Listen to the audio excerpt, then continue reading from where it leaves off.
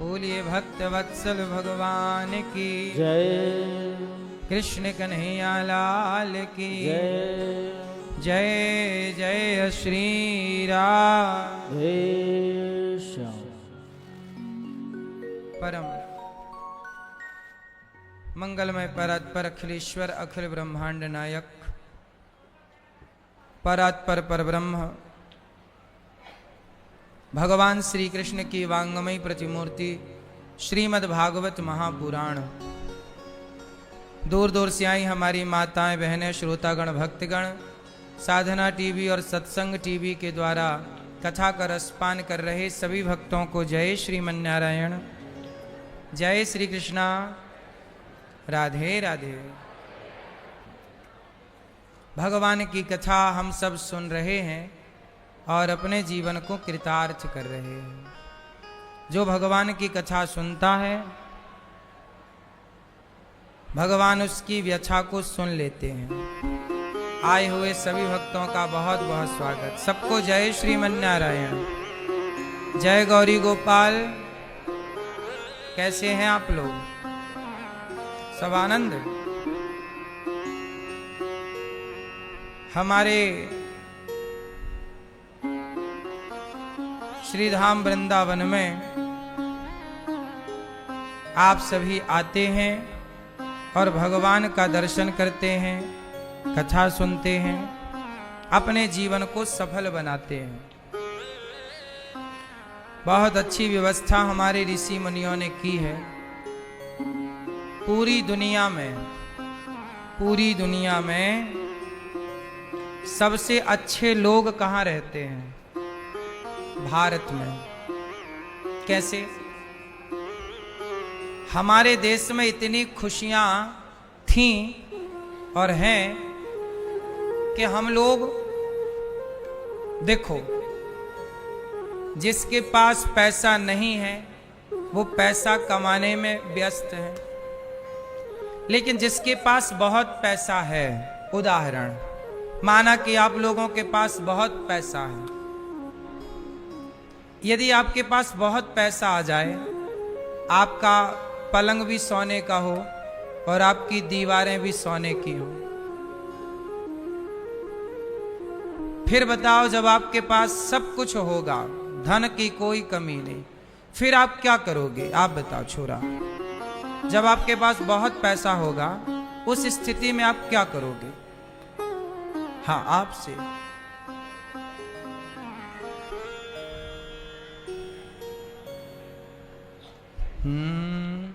क्या करोगे? हैं? भैया बताओ, आप माना कि आपके पास बहुत पैसा है, इतना पैसा है कि आपका पेट यहां तक भर गया पैसे से, गले तक। उस स्थिति में फिर आप क्या करोगे? जब पैसे से आप ऊब जाओगे, ऊब जाना समझ गए, भर चुका पेट, अब नहीं, तब आप क्या करोगे? उदाहरण माना कि आपका बहुत पैसा है, फिर क्या करोगे? दान करोगे। ठीक है, दान तो आप लोग अभी भी कर रहे हैं।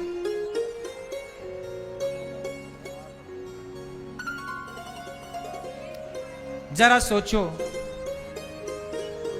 आप बताओ आप क्या करोगे भैया? बैठे बैठे, खड़े होने का कष्ट नहीं।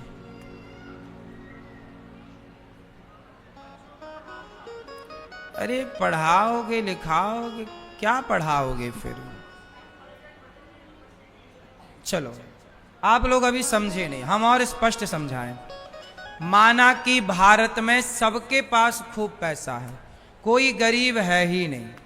माना कि हमारे देश में सबके घर सोने के हो जाएं, माना सब अमीर हो जाएं, कोई गरीब रहे ना। उस स्थिति में आपके पास खूब पैसा है और पड़ोसियों के पास भी है, किसी को पैसे की अब कमी नहीं और जरूरत भी नहीं, फिर क्या करोगे सब लोग? उत्तर दो। हैं? अब बताओ कि सब कोई गरीबी है ही नहीं हमारे देश में, माना कि सबके पास खूब पैसा है, उस स्थिति में आप लोग क्या करोगे? बताओ। मैया बताओ, जोर से बताओ मैया क्या बोलती तू। पीली मैया क्या करोगी उस समय आप, जब कोई कमी ही नहीं है सबके पास, फिर क्या होगा बोलो।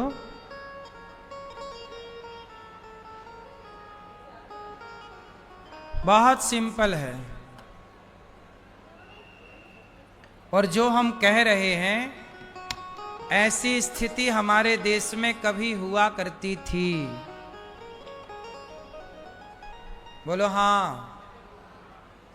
हमारा देश क्या था, सोने की। हमारे देश में सब प्रकार से संपन्नता थी। राम के राज्य में कोई गरीब थोड़ी था, सब खुशहाली थी। कृष्ण के जमाने में भी सुदामा जैसे कोई कोई थे तो उन्हें भी धन धान्य से भर देते थे भगवान। सोने की चिड़िया थी, कोई गरीबी थी ही नहीं। सब लोग अपना काम करते थे, पैसा कमाते थे। और मैं आपको जो कहना चाहता हूं वो आप समझो। हमारे देश में इतनी संपन्नता थी, इतनी साक्षरता थी, शिक्षा थी कि लोग पैसा वैसा छोड़कर, दशरथ जी क्या कह रहे हैं, हम अयोध्या छोड़कर राम को राजा बनाकर जंगल में जाएंगे और भगवान का। पहले के लोग अपने घर परिवार का त्याग करके पुत्रों को सौंप करके, इतनी संपन्नता थी कि मन इतना भर जाता था हर चीज से कि अब सबसे मन भर गया, अब केवल भगवान का चिंतन करेंगे, एक कृष्ण का, एक प्रभु का। हमारे देश में इतनी संपन्नता थी कि हमारे यहाँ दिन भर लोग कीर्तन भजन ही करते थे। हर घर में कीर्तन, हर घर में भजन। लोग कहते थे कि यार तुम्हारा और कोई काम नहीं है कीर्तन भजन के सिवा, तुम बड़े पूजा करते हो, बड़ा पाठ करते हो। क्या करें साहब, हमारे यहाँ साक्षात लक्ष्मी का वास था। घर घर में लक्ष्मी माता नृत्य करती थी, लोग अपने धर्म का आचरण करते थे, पैसे की किसी के पास कमी नहीं थी।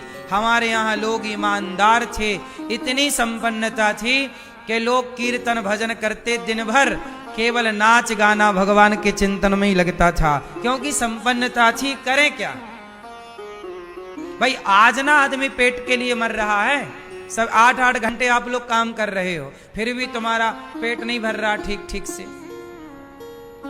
पहले का आदमी इतना काम करते ही नहीं था, क्योंकि ऑलरेडी था सब कुछ। पहले छल कपट की जरूरत थी ही नहीं, झूठ कपट की जरूरत थी ही नहीं, आदमी से कोई पाप होता नहीं था, आदमी निष्पाप था, झूठ बोलता नहीं था, जरूरत ही नहीं थी ना झूठ बोलने की। इसलिए साहब हमारे देश में इस तरह की स्थिति थी कि घर घर कीर्तन होता था। इसलिए हमारे ऋषि मुनियों ने उत्सव बनाए। होली आई, उत्सव आया, दीपावली आई, उत्सव आया, दशहरा आया, उत्सव आया, रामनवमी आई, उत्सव आया, कृष्ण जन्माष्टमी आई, उत्सव आया, अक्षय तृतीया आई, उत्सव आया, एकादशी आई, उत्सव आया, पूर्णिमा आई, उत्सव आया।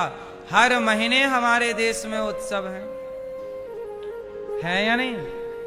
पूरी दुनिया की सभ्यता में सनातन की संस्कृति आप देखिए, सनातन सभ्यता को देखिए, तो भारत में सनातन में जितने उत्सव हैं, त्योहार हैं, दुनिया में किसी के पास इतने त्योहार उत्सव नहीं हैं इतने हमारे यहाँ हैं। हमारे यहाँ भगवान की पालकियां निकलती हैं। जगन्नाथ जी की क्या निकलती है? यात्रा, रथ यात्रा नहीं निकलती। हमारे यहाँ संपन्नता थी, सुनो, हमारे यहां इतनी संपन्नता थी कि भगवान, सुनो, आज भी हमारे वृंदावन में रंगनाथ भगवान की यात्रा निकलती है। यहां रंगनाथ जी का मंदिर है, साल में एक बार बड़ी यात्रा निकलती है। आपको पता है वो यात्रा जिस रथ पर निकलती है, वो रथ आज भी 250 मतलब 300 350 400 साल पुराना रथ है। आज यदि उस रथ की कीमत निकाली जाए, पूरा रथ वो चंदन की लकड़ी से बना है। आज उस रथ की कीमत 10-20 करोड़ से कम की ना होगी, ज्यादा ही होगी, कम नहीं। सोचिए, इतनी हमारे यहां संपन्नताएं थी कि आप लोग 2 करोड़ की गाड़ी में बैठते होंगे, हमारे भगवान जगन्नाथ जी का रथ तो 50 करोड़ का होगा। हमारे भगवान करोड़ों के रथ में, हमारे यहां संपन्नता इतनी थी कि भगवान के चिंतन के सिवा दूसरा काम था ही नहीं। इतनी संपन्नता, हम लोगों के अंदर ईर्ष्या नहीं थी, द्वेष नहीं था, छल नहीं था, बिल्कुल सरलता थी। हम सरल थे, इसलिए हमारे इस सरलता पर, सहजता पर मुगलों ने आकर के आक्रमण कर दिया। हम लोगों ने लड़ना छोड़ दिया, क्योंकि भैया जब कोई लड़ने वाला नहीं है तो लड़ेंगे नहीं, तो लड़ने का अभ्यास हो जाएगा खत्म। फिर अंग्रेज मुगल आ गए और मुगलों ने हमारे यहां क्या किया, लड़ाई की। क्योंकि हम लोग लड़ना जानते नहीं थी, क्योंकि हमारे यहाँ आनंद था, तो हमारे देश के आनंद में व्यवधान डालने के लिए मुगल लोग आए और मुगलों ने हमारी सोने की चिड़िया लूट ली, हमारे मंदिरों को ध्वस्त कर दिया। बोलो हाँ। हमारे भारत में अथाह संपन्नता थी, हमारे भारत से अधिक संपन्नता किसी के पास नहीं थी। जरा आप कल्पना करके देखो कि यदि आज भारत गुलाम ना होता तो क्या भारत की बराबरी आर्थिक रूप से आज भी कोई देश कर सकता था?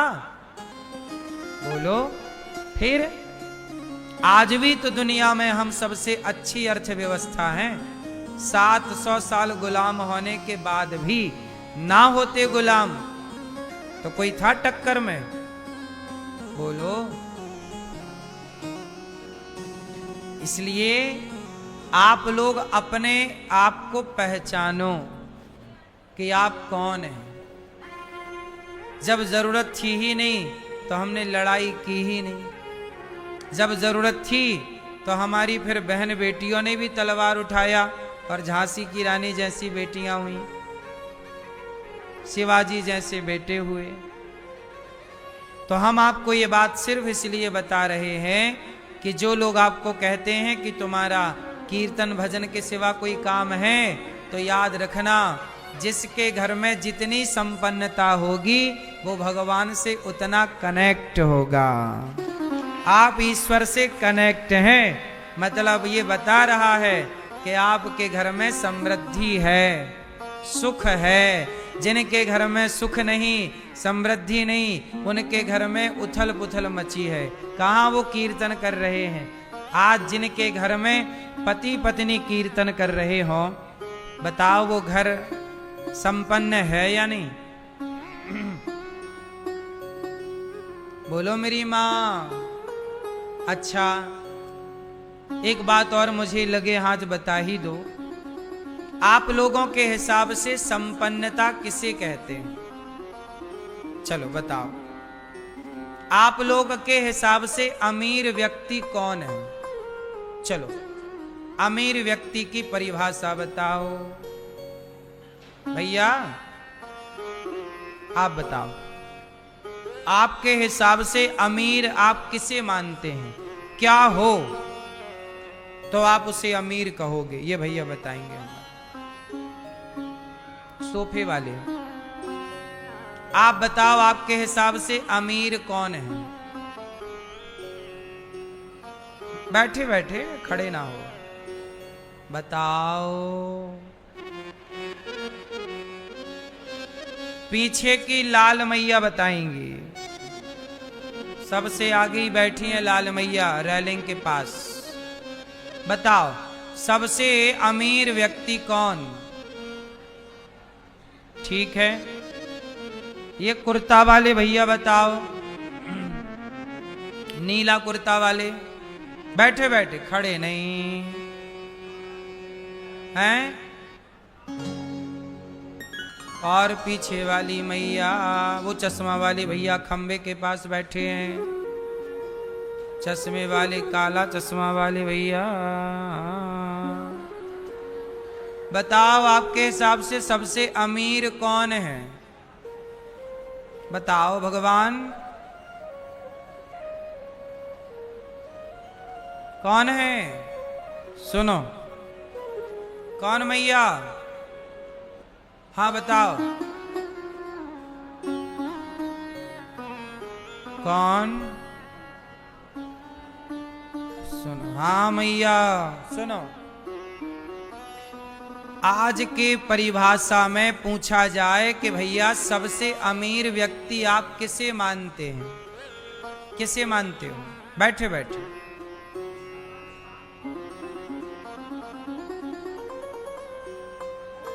सुनो, आप सबकी बातें सही हैं, आप सब लोग अपनी अपनी जगह सही हैं, पर जो मैंने आज तक रिसर्च किया, जो मैंने समझा, वो मैं आपको बताता हूं। फिर आप बताइए कि जो मैंने कहा वो सही है या गलत है। मुझे लगता है कि अमीर व्यक्ति आप उसे मान लो, संपन्न व्यक्ति वह है जो अपनी मेहनत से अपने लिए एक घर बना लिया हो,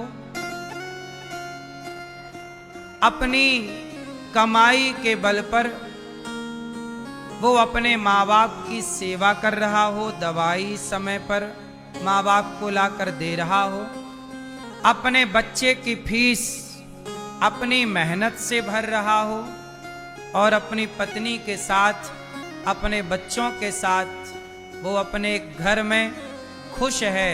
उसे किसी के आगे हाथ पसारने की जरूरत नहीं पड़ती। वो अपने मेहनत से बच्चों को पढ़ाता है, मेहनत से अपने लिए घर बना लेता है, मेहनत से अपने माँ बाप को दवाई ला कर दे देता है, उनकी दवाई इलाज इत्यादि करवा देता है, और माँ बाप की सेवा करता है, पत्नी का ख्याल रखता है, बच्चों को संस्कार देता है। मुझे लगता है जिसके अंदर इतना सब कुछ है, समझ, मुझे लगता है वो सबसे अमीर है और सबसे समझदार है। आजकल क्या हो रहा है कि बच्चों की फीस भरने के लिए लोग हाथ पसारते हैं अपने बाप से, पापा, पिताजी, बच्चे की फीस भरनी है, पैसे दे दो। बच्चे तुम्हारे, पैदा तुमने किया और फीस भरे तुम्हारा बाप। भाई बाप ने तो तुम्हें पढ़ा लिखा कर योग्य बना दिया, अब तुम भी बाप के भरोसे हो, तब मुझे लगता है कि तुम सफल नहीं हो। क्यों? सफल व्यक्ति कौन? अमीर व्यक्ति कौन? जो अपने आप को इतना मजबूत बनाए कि वो अपने बल पर ही अपने परिवार का ख्याल रख सके, उसे किसी के आगे हाथ पसारने की जरूरत, वो सफल है, वो संपन्न है। हाँ या ना? क्या कहते हैं आप लोग? क्यों भैया? सफल व्यक्ति केवल टाटा, बिड़ला, अडानी, अंबानी ही नहीं है।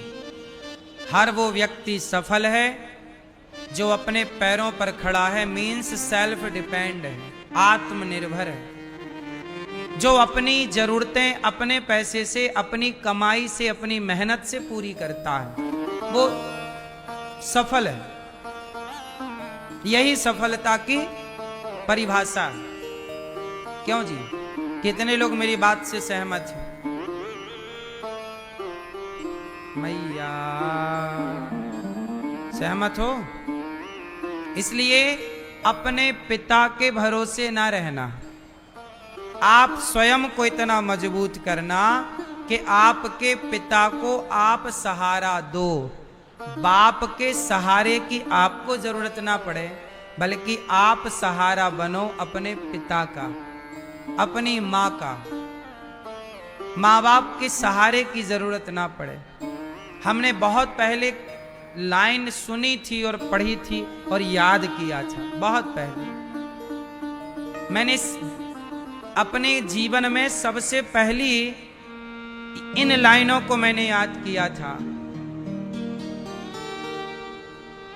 शेर और शायरी के दौर में मैंने पहली बार, इसे आप शेर कहो शायरी कहो, मैं नहीं जान पाया कि ये क्या है, पर मुझे ये लाइन सबसे पहली बार जब मैं बहुत छोटा था तब मैंने इन लाइनों को पढ़ा, मैंने याद कर लिया। और मैंने इन लाइनों को केवल याद नहीं किया, चला। क्या थी लाइनें? सुनो। थी तो बहुत कुछ, लेकिन उनमें मैंने इन दो लाइनों को पकड़ा। सहारों पर जिए तो क्या जिए, क्या जिए इस जिंदगानी को। सहारों पर जिए तो क्या जिए इस जिंदगानी को, सहारा दूसरों को दो, अमर कर लो कहानी को। अगर निर्भर बनोगे, अगर निर्भर बनोगे, दूसरों पर गिड़गिड़ाओगे, तो अपना मान भी सम्मान भी सब कुछ गवाओगे। इसलिए खड़े हो शान से तनकर, यही शोभा मनुष्य तन की। स्वयं सींचो हर एक डाली, खुशी जीवन के मधुबन की। सहारा दूसरों को दो, अमर कर लो कहानी को। सहारों पर जिए तो क्या जिए, ए भाई सहारों पर जिए तो क्या जिए इस जिंदगानी को। सहारों पर तो देखो मुर्दे चलते हैं, जिंदा तो अपने पांव पर ही चलता है। इसलिए किसी के सहारे ना रहो। याद रखना इस बात को, कभी किसी के सहारे नहीं रहना। हम कहते हैं अपने को इतना मजबूत बनाओ कि आपको अब पिता के सहारे की भी जरूरत ना पड़े। देखो, जब आप लोग घर बनवाते हो ना, तो आपका जो छत होता है, लेंटर, जब छत डालते हो तो उस छत में शटरिंग लगानी पड़ती है कि नहीं? बोलो हाँ, क्योंकि शटरिंग नहीं लगाओगे तो छत रुकेगी नहीं। लेकिन याद रखना कि शटरिंग केवल 21 दिन के लिए होती है, सदा के लिए नहीं। बोलो हाँ, शटरिंग कितने दिन के लिए होती है? 21 डेज, अधिक से अधिक। शटरिंग लगाई, उसके ऊपर सरिया बिछाया और सीमेंट का, रेत का, गिट्टी का घोल डाल दिया, छत तैयार है। 21 दिन बाद सरिया हटा दीजिए, छत टिकी रहेगी। लेकिन याद रखना, उस छत को भी सहारे की तो जरूरत पड़ी। उसी तरह जैसे 21 दिन तक शटरिंग की जरूरत पड़ती है, छत को भी, लेंटर को भी सहारे की जरूरत पड़ती है, ऐसे तुम्हें भी 21 साल तक माँ बाप के सहारे की जरूरत है। 21 साल के पूरे होते ही आप स्वयं अपने बल पर खड़े होना सीखो। जैसे शटरिंग के हट जाने से छत अपने बल पर खड़ा रहता है, ऐसे आपके भी 21 साल हो गए तो लेंटर पक गया कि नहीं? बोलो हाँ, शटरिंग हटा दें कि नहीं? ऐसे माँ बाप को भी अब आप लोग माँ बाप के सहारे से ना रहो। माँ बाप का सपोर्ट ले लिया 21 साल तक, अब अपने बल पर खड़े रहो। और अब क्या करो? अब क्या करो? शटरिंग पहले होती है छत के नीचे, और जब दूसरी मंजिला बनाओ तो वही शटरिंग चली जाती है छत के ऊपर। बोलो हाँ। तो अभी जिस बाप का सहारा तुम्हें था अब तुम ऐसे बनो कि तुम उस बाप को सहारा दो, उस मां को सहारा। पक गए ना, 21 साल के हो गए। 21 साल का होना मतलब कितने दिन में छत पकती है भैया? हैं? तराई वराई कितने दिन होती है? क्या गाइडलाइन होती है? 21 दिन तराई कर लोगे छत में, 21 दिन शटरिंग लगी है, पक जाएगी।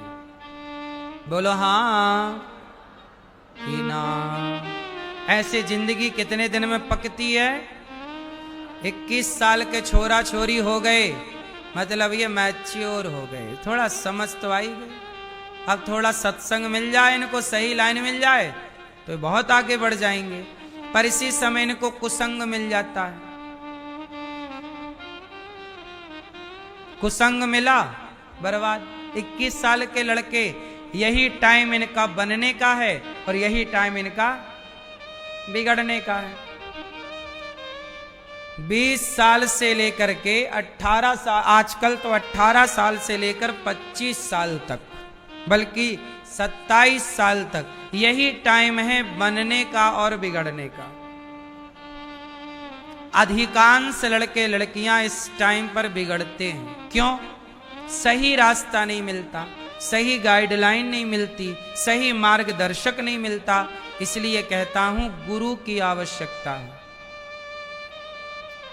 किसकी जरूरत है? जब भगवान कृष्ण का प्राकट्य हुआ, भगवान कृष्ण कहां प्रकट हुए?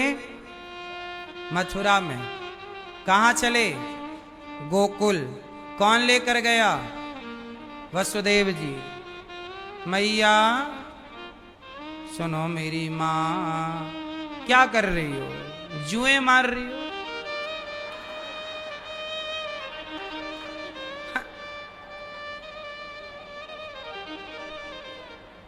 सुनो। हाँ मैया बनाओ वीडियो। हम आए कि नहीं? सुन लो। दादाजी सो गए? दादाजी सो गए। राम राम। अच्छी आई नींद? बिंदास। कथा का यही तो आनंद है। कहीं नींद, कोई कहे कि महाराज हमें नींद नहीं आती, तुम आओ कथा में और नींद ना आए तो बताना। हाँ, सबका इलाज कथा है।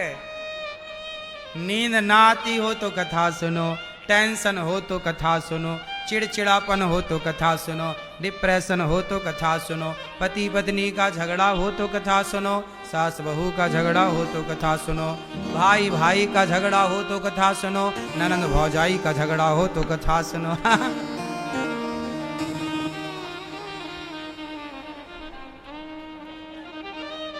कुछ भी हो, सबका इलाज भगवान की कथा।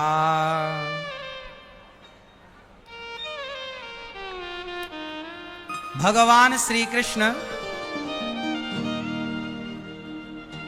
प्रकट हो गए। पूतना मौसी आ गई। कंस की एक राक्षसी का नाम है पूतना। कंस के पास ना ऐसे ऐसे लोग हैं। कंस किसका बेटा है? पवन रेखा का। कंस की मां का नाम है पवन रेखा। कंस के पिता का नाम क्या है? उग्रसेन। कंस जो है अपने पिता को जेल में बंद कर देता है और अपने बाप की सत्ता को प्राप्त कर लेता है और सारे नगर में पाप करता है। हर गलत काम कंस करता है। तब उस गलत काम को रोकने के लिए भगवान को अवतार लेना पड़ा। देवकी के 8वें पुत्र हैं भगवान। माता देवकी के कौन से पुत्र हैं भगवान? 8वें। 6 पुत्रों को कंस ने मार दिया। 7वें गर्भ में बलराम जी गए तो देवकी के गर्भ से निकालकर भगवान ने रोहिणी के गर्भ में ट्रांसफर कर दिया। और 8वीं बार भगवान प्रकट भये शंख चक्र गदा पद्म लेकर। जब भगवान प्रकट भये तो देवकी वसुदेव ने स्तुति की, पर भगवान ने देखा कि मेरे माता पिता बेचारे बेड़ियों में जकड़े हैं। तब भगवान ने वसुदेव जी की बेड़ियां मुक्त की और वसुदेव जी से कहा कि मुझे गोकुल छोड़कर आइए। भगवान को लेकर वसुदेव जी चले तो पांव की बेड़ियां, हाथ की हथकड़ियां खुल गईं, पहरेदार सो गए, जेल के दरवाजे खुल गए और वसुदेव जी हर बंधन से मुक्त हो गए। वसुदेव जी बंधन से मुक्त क्यों हो गए? क्योंकि भगवान कृष्ण को लेकर के चले। बोलो हां। जो भगवान को लेकर के चलता है वो संसार के हर बंधन से मुक्त हो ही जाता है। वैसे एक बात बताओ, आप लोग मुक्त हो कि बंधन में हो? बताओ, आप बंधन में हैं अभी या मुक्त हैं? जोर से। आप में से कितने लोग बंधे हुए हैं जिम्मेदारियों से, घर से, परिवार से? जो बंधे हैं वो अपना हाथ उठा के हमें दर्शन दें। कितने लोग बंधे हैं? पूरा हाथ उठा के। कितने लोग बंधे हैं? किससे बंधे हैं आप? हैं? किससे? जिम्मेदारियों से। आप किससे बंधे हैं? हैं?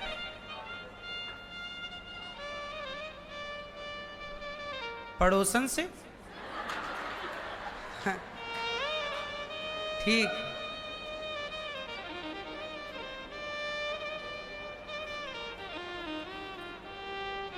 आप लोग बंधे हैं। कोई जिम्मेदारियों से बंधा है, कोई परिवार से बंधा है, कोई व्यापार से बंधा है, तो कोई किसी से, है ना? बंधे हैं सब। तो कोई समधन से बंधा है। अभी एक समधी समधन को लेके भाग गए।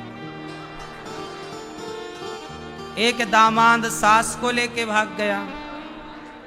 ये सब बंधे हुए हैं। सास से बंधा है, दामाद से बंधी है, समधी से, समधन से, पड़ोसी से, पड़ोसन से। एक ने पति को सांप से डसवा दिया और पड़ोसी से बंध गई। तो बंधे तो सब हैं। बोलो हां। सब बंधे हैं। नेताजी राजनीति से बंधे हैं। सबके सामने एक बंधन है। बोलो हां। मोह का बंधन है।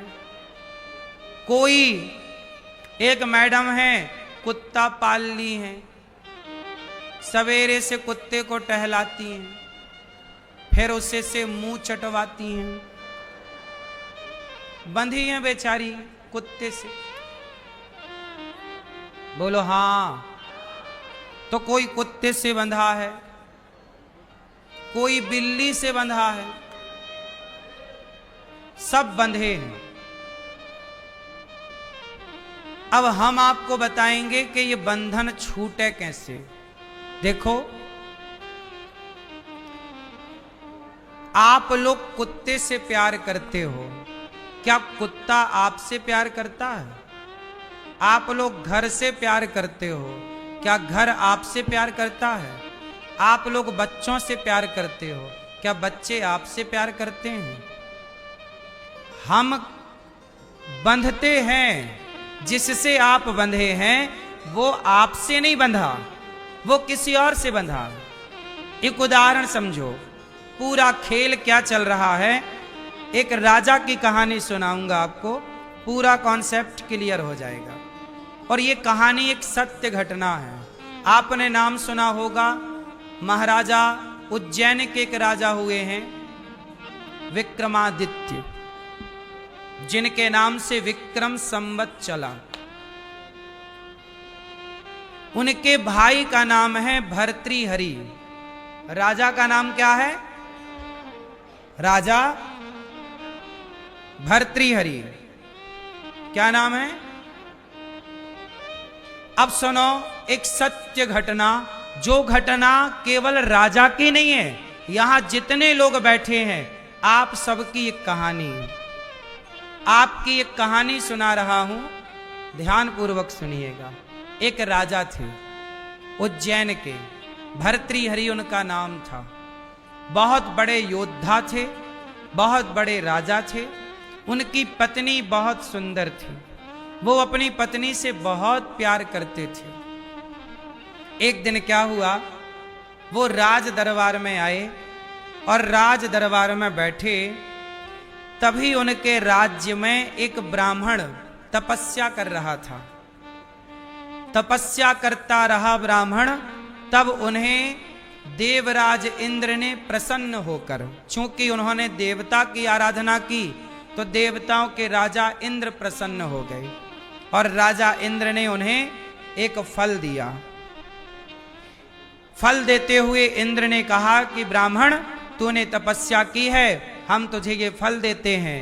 ये फल ऐसा है कि जो इस फल को खाएगा वो सदा जवान रहेगा, कभी बूढ़ा नहीं होगा और लंबे समय तक जिएगा, मरेगा नहीं जल्दी।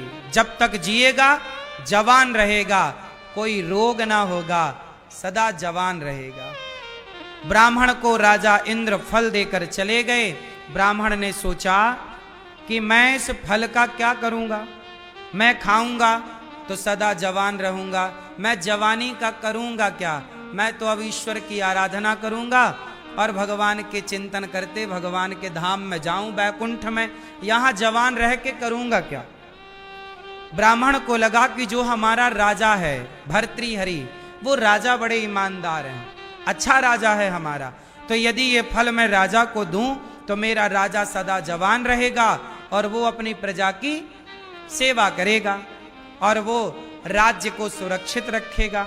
राजा जवान रहेगा, ताकत रहेगी तो प्रजा सुरक्षित रहेगी। राजा के पास ब्राह्मण गए, महाराज की जय हो, महाराज मैं आपसे अकेले में मिलना चाहता हूं। भर्तृहरि ने बुलाया अपने कक्ष में, कहा क्या ब्राह्मण देवता, महाराज ये फल आपके लिए लाया हूं, मुझे इंद्र ने दिया है, कहा है कि जो ये फल खाएगा सदा जवान रहेगा, लंबी आयु होगी, बीमार नहीं पड़ेगा, मतलब ये समझो कि ये फल खाने वाला अमर हो जाएगा कुछ लंबे टाइम के लिए। अब भर्तृहरि ने वो फल ले लिया, ब्राह्मण का आदर सत्कार किया, ब्राह्मण चले गए। भर्तृहरि ने फल रखा और भर्तृहरि ने सोचा कि ये फल मैं खाऊंगा तो मैं सदा जवान रहूंगा, पर मैं तो अपनी पत्नी से बहुत प्यार करता हूँ, यदि मैं अपनी पत्नी को खिलाऊंगा तो वो सदा जवान रहेगी और मुझे सुख देती रहेगी। तो राजा फल लेकर गए पत्नी के पास। अरे भाग्यवान, सुनती हो? हाँ, क्या हुआ? ये लाए आपके लिए ये फल। बोले फल तो हमारे पास खूब पड़े। नहीं, ये सामान्य नहीं है, ये खाओगे तो जवान रहोगी, लंबा जियोगी, कोई रोग ना सताएगा। लो, रानी ने कहा मैं भोग लगा के खाऊंगी। राजा फल दे करके अपने राजकाज से चले गए। रानी ने फल रखा। अच्छा, रानी का मन वहां के सेनापति में था। जो राजा का सेनापति था बड़ा सुंदर था, रानी उसे प्यार करती थी। राजा करते थे रानी को प्यार और रानी करती थी सेनापति को। बुलाया, यहां आओ, सुनो। रानी ने वो फल सेनापति को दे दिया, तुम खा लो, सदा जवान रहोगे, तुम जवान रहोगे तो हमें सुख देते रहोगे, तुम निरोगी रहना, हम तुमसे प्यार करती हैं ना, तुम खूब जियो, हम ये चाहती हैं। सेनापति फल लेकर चले गए। बोले मैं खा लूंगा, यहां खाऊंगा, राजा देख ना ले। सेनापति चले गए। अच्छा, सेनापति वहां के एक नाचने वाली नर्तकी से प्यार करता था। सेनापति उस नाचने वाली को बुलाया, कहा सुनो, ये फल मिला है, जो खाएगा जवान रहेगा, कभी मरेगा नहीं, सदा निरोगी रहेगा। हम तुमसे बहुत प्यार करते हैं, तुम खा लो। वो नाचने वाली नर्तकी मन में सोची कि यदि मैं खाऊंगी तो सदा जवान रहूंगी, और जवान रह के क्या करना, मुझे तो नाचना ही है, और क्या करना। नर्तकी बोली कि एक काम करूं, मैं ये फल अपने राजा को दूं, राजा खाएगा तो प्रजा की सेवा करेगा। नर्तकी बोली कि मैं अकेले में खाऊंगी, आप जाओ। वो सेनापति चला गया, नर्तकी बोली कि मैं खाऊंगी। अब नर्तकी राजा के पास गई, महाराज की जय हो। अब देखो घूम फिर के फल फिर किसके पास गया। अब कहानी शुरू होती है, ध्यान से सुनना। राजा के पास घूम फिर के फल गया। राजा, महाराज मैं आपकी नर्तकी हूं, आपके दरबार पे नाचती हूं। हाँ हाँ मैं जानता हूं, बताओ क्या चाहिए, क्यों आई हो। महाराज मैं आज कुछ लेने नहीं, आपको ये फल देने आई हूं। राजा बोले कौन सा फल। महाराज देखो ये फल, जो खाएगा वो जवान रहेगा, कभी मरेगा नहीं, निरोगी रहेगा। राजा बोले वो तो सब ठीक है, पर ये बताओ ये तुम्हारे पास कहां से आया। नर्तकी बोली महाराज आपको क्या बताऊं, जो आपके सेनापति हैं, मेरा थोड़ा उनसे इलू इलू चलता है, तो उन्होंने मुझे दिया है। सेनापति, सेनापति को बुलाओ। सेनापति, क्यों, ये फल तुम्हारे पास कहां से आया। सेनापति थर थर थर थर थर थर थर। अब वो कैसे बताए। राजा ने तलवार निकाली, गर्दन पे रखी, मार दूंगा, सच बताइए फल कहां से आया। महाराज वो आपकी पत्नी है रानी जी, मेरा थोड़ा उनसे कभी कभी इलू इलू हो जाता है, तो उन्होंने दिया है। अब राजा अपनी पत्नी के पास गए वही फल लेकर। देखो, पर अब की बार राजा ने अपनी पत्नी से कुछ कहा नहीं। राजा ने वैराग्य शतक लिखी। राजा ने कहा कि मैं जिस पत्नी से प्यार करता रहा, वो पत्नी किसी और से प्यार करती रही। पत्नी जिससे प्यार करती रही, वो किसी और से प्यार करता रहा। सच्चाई यही है। आप अपने बच्चों से प्यार करते हैं, बच्चे खिलौनों से प्यार करते हैं, शादी के बाद पत्नी से प्यार करते हैं, शादी के बाद पत्नी और फिर बच्चे होने पर बच्चों से प्यार करते हैं। आपसे प्यार अब नहीं है, लेकिन आप फिर भी ऐसा सोचते हैं कि ये हमसे प्यार कर रहे हैं। ये दुनिया गोल है। आप जिससे प्यार करते हैं वो आपसे प्यार नहीं करता। हाँ या ना। लेकिन आप इस गलत फहमी में रहते हैं कि नहीं, हम करते हैं तो वो भी हमसे करता होगा या करती होगी, पर ऐसा होता नहीं है। राजा ने पुत्र को राजा बनाया और तुरंत अपनी पत्नी, अपने राज्य को, अपने परिवार को छोड़कर जंगल चले गए कि मैं जितना प्यार स्त्री से करता रहा, इतना भगवान से करता तो मेरा कल्याण हो जाता। राजा भर्तृहरि ने मन को जगत से हटाकर भगवान जगन्नाथ में लगाकर उन्होंने अपना कल्याण किया। यही जीवन की सार्थकता है। और सुनो, यही आपकी भी कथा है। हमने अभी क्या कहा कि आप लोगों का मन कहां लगा है, आप लोग किससे बंधे हुए हैं। आप लोगों ने कहा हम परिवार से बंधे हैं, जिम्मेदारियों से बंधे हैं। आपको ऐसा लगता है कि आप बंधे हैं। सच्चाई ये है कि आपने मान लिया है कि आप बंधे हैं, पर आप बंधे नहीं हैं। कैसे? इसकी एक छोटी सी कहानी सुन लो। एक गधा था।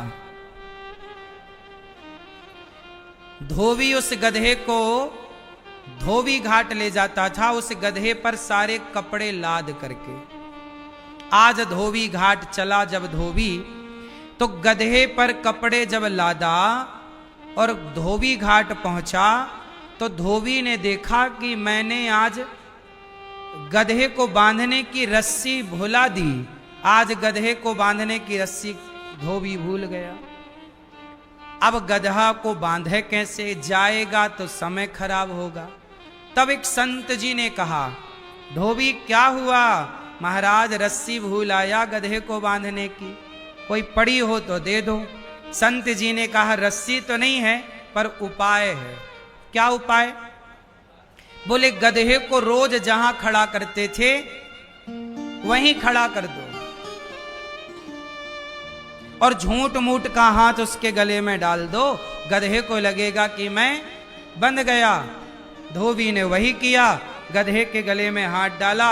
अच्छा, रस्सी भूल गया है धोबी, ये बात धोबी को पता है कि मैं रस्सी भूल गया, गधे को थोड़ी पता कि ये रस्सी भूल गया है। ये गधा तो गधा खड़ा रहा वहां, उससे तो ये लगा कि मैं बंधा हूं। पूरे कपड़े धुल गए, गधा टस का मसना हुआ, खड़ा रहा। सारे कपड़े उठाकर गधे की पीठ में धोबी ने रखा, एक डंडा मारा गधे को, चल, पर गधा चले ही ना। जब गधा आगे ना बढ़ा तो धोबी ने कहा, महाराज मेरा गधा तो आगे चल नहीं रहा। तो संत जी ने कहा कि तुमने गधे को छोड़ा कि नहीं, खोला कि नहीं? धोबी बोला, मैंने तो बांधा ही नहीं था, तो खोलूं कैसे?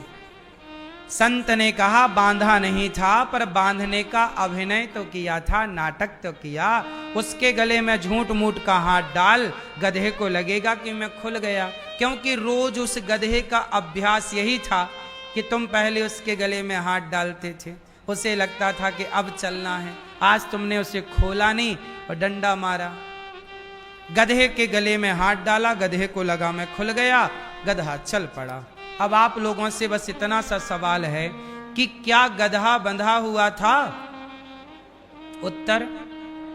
उत्तर दो मैया। क्या गधा बंधा था? नहीं, परंतु उसने अपने को बंधा हुआ समझ रखा था।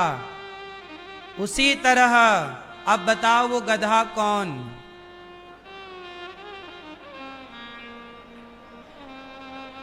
समझ गए? वैसे आप हो बड़े समझदार। जैसे गधा बंधा नहीं था पर उसने अपने को बंधा हुआ मान लिया था, उसी तरह आप लोगों ने क्या बोला? हम परिवार से बंधे हैं, जिम्मेदारियों से बंधे हैं, कोई किसी से नहीं बंधा। आज बुलावा आएगा तो जस के तस, जैसे के तैसे जाना पड़ेगा। भला कौन बंधा है, किससे बताओ? आज के आज हमें जैसे के तैसे जाना पड़ेगा कि नहीं? यदि बुलावा आ जाए तो कौन बंधा है? बंधा कोई नहीं है किसी से, पर मान रहे हैं कि बंधे हैं उस गधे की तरह। इसी अज्ञान से बचने के लिए सत्संग करना चाहिए। हमें ज्ञान की रोशनी सत्संग से मिलती है। कोई किसी से कभी नहीं बंधता, लेकिन सारी जिंदगी माँ को लगता है मैं बेटों से बंधी हूँ, बच्चों को लगता है अब वो जवान हो गए, बड़े हो गए, अब उनका मन किसी से लग गया, उनको लगा हम इससे बंधे हैं। कोई नहीं बंधता किसी से। किसी के रहने और ना रहने से किसी को क्या फर्क पड़ता है बताओ? आज हम हैं, कल हम नहीं होंगे, किसका क्या बिगड़ना है बताओ? सारा काम जो चलता था चलता रहेगा। आप रहो ना रहो, कोई भी काम आपके घर का ना रुकेगा। जिस दिन आप मरोगे उस दिन भी आपके घर में भोजन बनेगा। भूखे तो लोग उस दिन भी नहीं रहेंगे, भले कहीं और से बन के आ जाए और खा लो, पर खाएगा व्यक्ति, भूखा कोई ना रहेगा।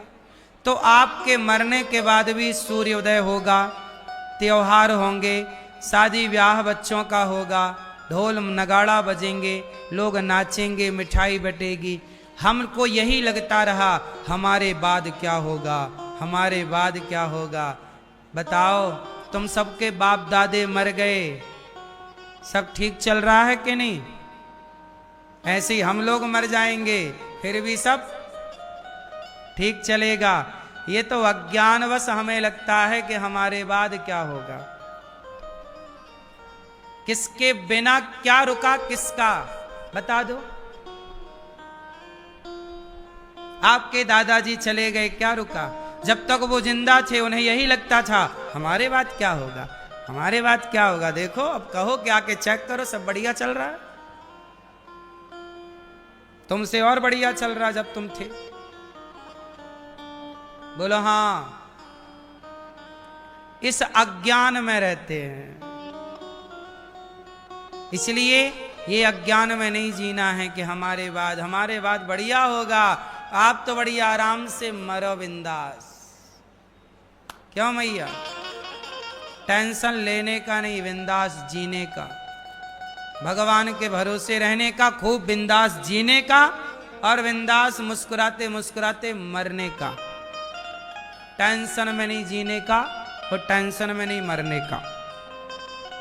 हंसते हंसते कट जाए रस्ते, जिंदगी यूं ही